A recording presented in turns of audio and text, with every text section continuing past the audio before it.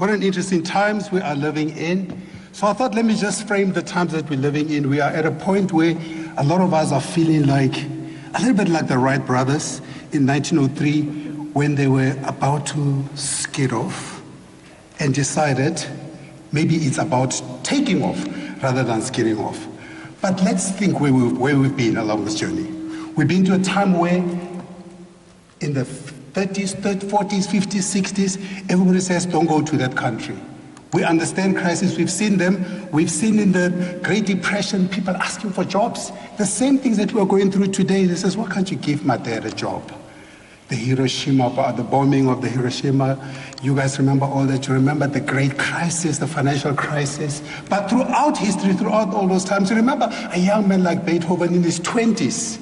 Imagine at the prime or the peak of his career, in his 20s, just got married. His career was on the rise. He began to lose his hearing. And he asked himself the question, the most beautiful years of my life, where I can accomplish anything, have just been wasted. But as Henry Thoreau says, all misfortune is but a stepping stone to great fortune.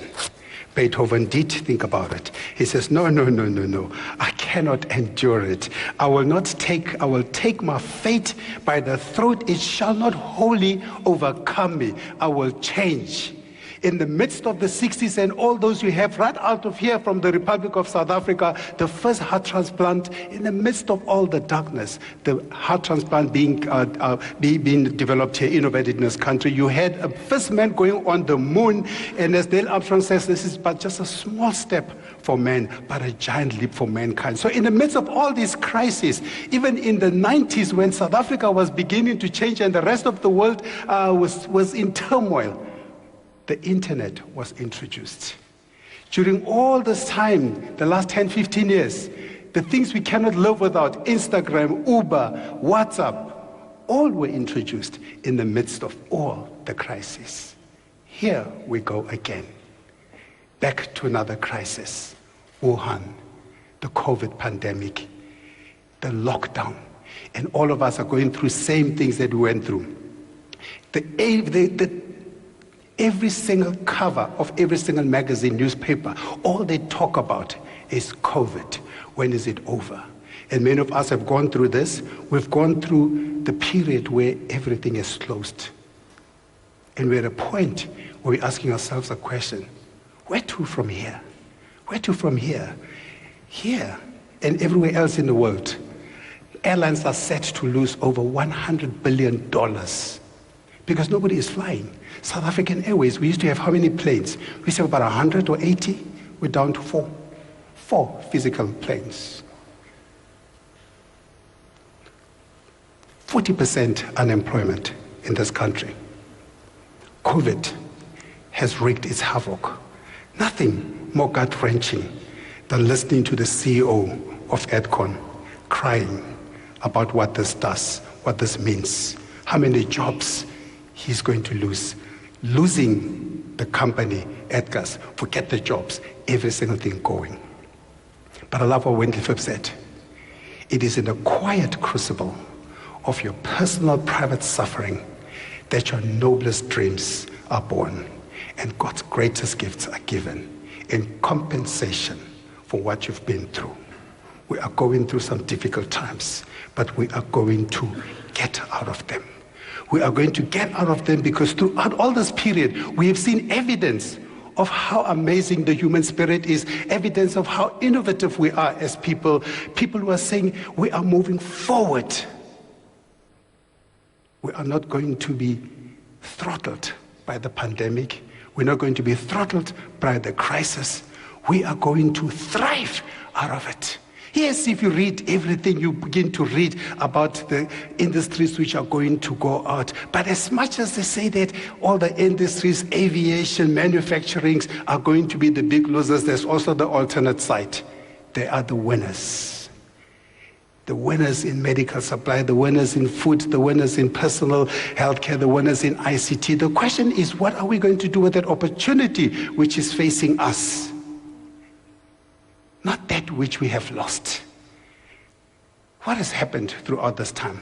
All of a sudden, everybody's main language is not, I need to go to my office. It's, I need to get to a Zoom meeting. The Zoom stocks have skyrocketed because the opportunity that's been presented is we don't have to go to work to do work or to be at work. You know, I sat on the board of Worldwide Fund for Nature, and one of the things I was saying to the CEO, I said, oh, money, I'm going to miss going out to nature. I'm going to miss going to see the wild. I'm going to miss to see the beauty of the continent, of the country. People says, no, we will bring it to your house. Rethink. You have to rethink. Black Coffee says, well, before level 3, he couldn't fly out anywhere else, but he says, but I can fly right into your screens. I can use the technology to get to deliver the music that you love about us. Bocelli enthralled us. Over 40 million people watched Bocelli perform. 40 million watched him perform by himself to all of us, front row in our homes. This opportunity means that for many people who are used to going to fashion shows and fashion weeks and all those, G-Star says, what are we going to do? Let us deliver to every single model in their home and ask them to turn their passages into the runway. Rethinking about how you go over this. Brands, our favorite brands like the Nando's and all those, they said, turns out finger licking isn't good. They didn't say don't eat chicken. They said we will bring it to your house, just don't lick your fingers. So it's how you look at the problem. So don't look at the problem and say, I can't have chicken anymore. It's I can have chicken, but I have to change my habits, I have to change my behaviors. You look at businesses like General Motors, all of a sudden now making ventilators. You look at Louis Vuitton, no longer selling suitcases, because where are you traveling to? Everybody's at home. They said, but we can use hand sanitizers because we've got the technology, we've got everything that can help us. Young man Tepo says to me, Uncle T, do you know I was so depressed the first week of COVID? And I said, how'd you get out of it, my boy? He said, the masks saved my business. I said, what do you mean? He says, because a week or two late into the COVID, we then started thinking, how can I use the machines? How can I use the people? How can I intervene for good in the country? He said, I now sell more masks than jeans during this period. He rethought how he does things. Checkers, they say in 60 seconds, they will deliver. We never used to do that for Checkers. We used to go stand in line. But now you only stand in line at your gate waiting for your stuff. Of course, people are going to make lots of babies that are at home, right? So what you going to name them? COVID and Corona, like they do in India. So it was just a matter of time that we're going to do things like that. What crisis are you guys talking about? There is no crisis. As a young man said, standing on the edge of a cliff, what if I fall? It responded, oh, my darling, but what if you fly? It is how you think about the problems that are facing you that determines how you get through this crisis that we're in. 5 things you need to remember on how you're going to get out of it. You need to reset. Because every single one of us is at ground zero.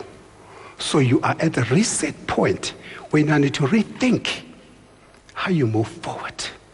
You need to use the time to reflect, to think, to look back so you can go forward. You need to reframe. I think the examples I've shown you how people have reframed, whether it's Louis Vuitton or whether it's Tepo jeans. You have to reframe your business, your thinking. Most importantly, you have to respond. You can't lie in bed eating magwenya the whole day and hoping the problems are going to be solved by you sitting at home and moping and crying. You need to get out of bed and respond. You need to have a sense of restraint at the same time.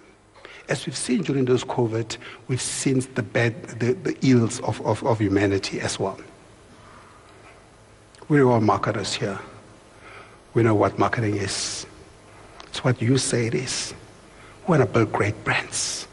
Building great brands is when the customers tell you you're a great brand.